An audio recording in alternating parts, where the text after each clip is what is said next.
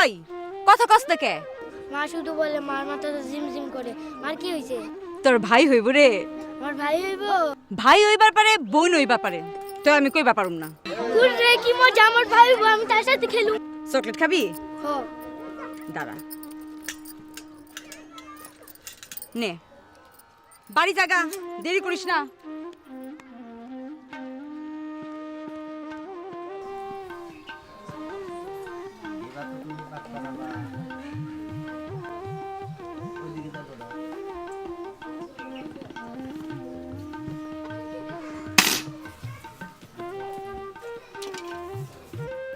শুনছেন? তোর তপাই কইছে ডাক্তারের কাছে যাইতে। তো কইব না কা?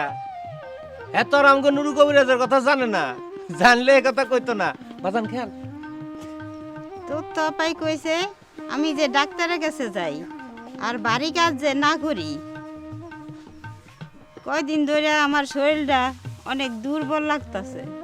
তো তোমার শরীর দুর্বল লাগে, তুমি একটা জংলা গাছের গুড়া চাবায় খালি তো মিটা যায়। আর ডাক্তারের কাছে যাওয়া লাগবে কেন? হ্যাঁ, আমার আগের দুইটা পোলাপান জন হইছে, তখন কি তোমার ডাক্তারের কাছে যাওয়া লাগছিল? কেন? আমি তো 9 সালের মাইয়ে পোলা হইছি, আমাকে সময় তো কোনো কোভিডের ছবি লাগে নাই। তোমার ডাক্তারের কাছে যাওয়া লাগবে কেন? বাজান তোমার শার্টটা আছে? বস কি বেটা, লও। আমি অত বুঝি না, কয়দিন ধরে আমার শরীরটা অনেক দুর্বল লাগতাছে। যত সব আছে রে বেসাল, মেম সাহেব ওর ইচ্ছা হয়েছে না, আমি তোরে আজকে বিকালে কবির কাছে নিয়ে যাবো বেটা।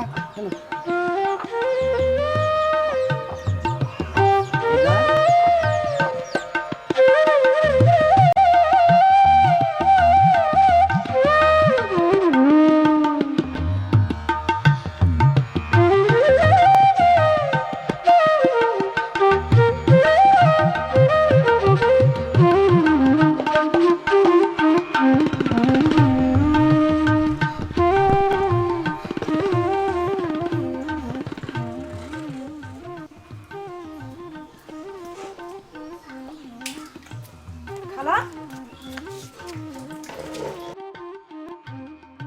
কি হয়েছে? মাথা ঘুরাইতেছে? তোমার না কইছি কতদিন এই সময় বাড়ি কাজ কাম করবা না, তোমার এখন 8 মাস চলতেছে। ডাক্তার বা কত করে কইছে? কে শুনে কার কথা? সোনিয়া কই? সোনিয়ার দুইটা পয়সা লাগে, সোনিয়ারও রুকসানা আপার বাসায় কামে দিছি। কি করুম ক? বাড়িতে কাজের লোক না থাকলে নিজে কাম নিজে গই করতে হয়। এইটাও মহা ভুল করছো। সোনিয়ার এখন বয়স কত? 11 কিংবা 12। এই সময় বাচ্চাদের কাছাকাছি রাখতে হয়, ওদের মন মানসিকতা চেঞ্জ হয়। আর তুমি কি করছো? আরো দূরে পাঠাই দিছো। তুই এমন করে কথা কস, মনে হয় যেন বইয়ের কথা শুনতেছি। আবার কি হলো? নানি, ও নানি, নানি, খালা জানি কেমন করতেছে?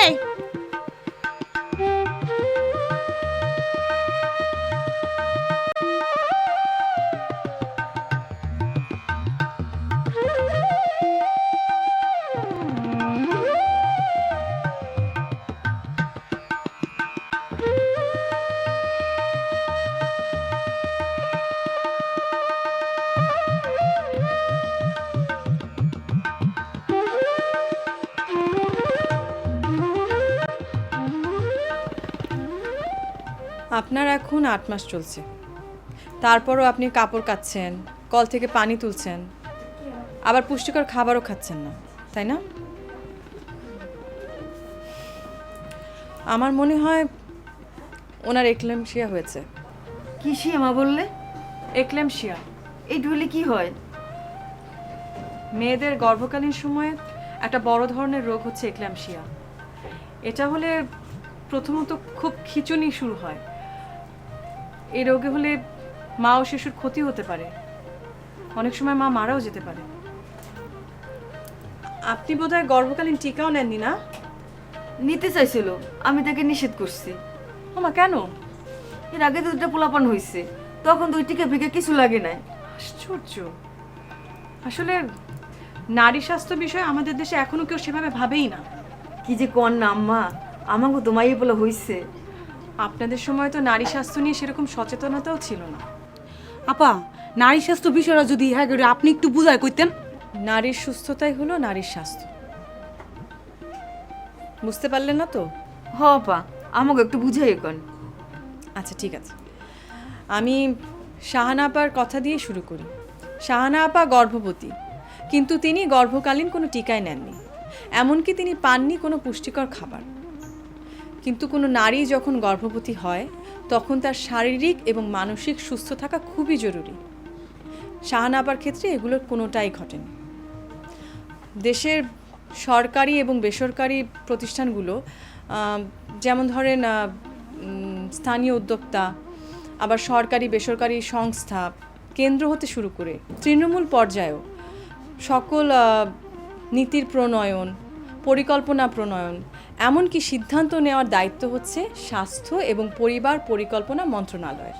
দেশের সকল মানুষ, বিশেষ করে গ্রামীণ জনগোষ্ঠী যাতে উপকৃত হয় সেজন্য প্রজনন, স্বাস্থ্য, মেয়েলি বিভিন্ন রোগ সম্পর্কে ধারণা, নিরাপদ মাতৃত্ব, গর্ভোত্তর সেবা, পরিবার পরিকল্পনা, নবজাতকের স্বাস্থ্য, ডায়রিয়া, নিউমোনিয়া, সংক্রামক ব্যাধি, মানসিক প্রতিবন্ধী, স্তন ক্যান্সার এবং বয়ঃসন্ধি ইত্যাদি সেবা দিয়ে থাকে।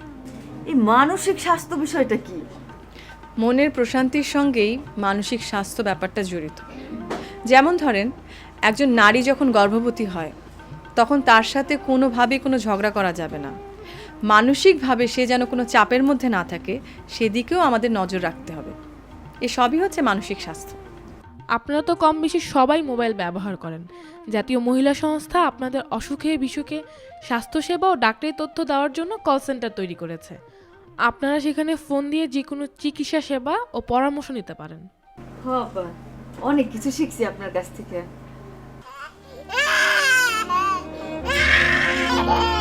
কারো কোনো দাদু মায়ের খুঁজো, তোর মা তো তোর দিয়ে মরে গেছে। কান্দিস না দাদু, কান্দিস না। কই পামু তোর মায়েরে, কই পামু, কই পামু?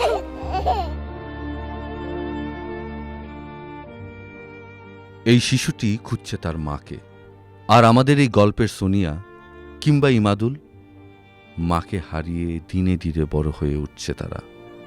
একদিনে ইমাদুল, সোনিয়া দুজনেই বড় হবে। সোনিয়াও একদিন মা হবে। সোনিয়ার মা শাহানা বেগমের নিরাপদ স্বাস্থ্য নিশ্চিত করতে পারিনি আমরা, কিন্তু সোনিয়ার নিরাপদ স্বাস্থ্য, নারীর নিরাপদ স্বাস্থ্য নিশ্চিত করতে হবে আমাদের।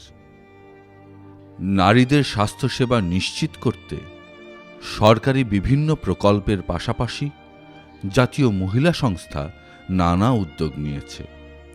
ওয়েব পোর্টাল, অনলাইন টিভি ও কল সেন্টার থেকে নানা তথ্য জানার পাশাপাশি নারী ও শিশুদের সুস্বাস্থ্য নিশ্চিতের লক্ষ্যে মহিলা সংস্থা আপনার পাশেই রয়েছে।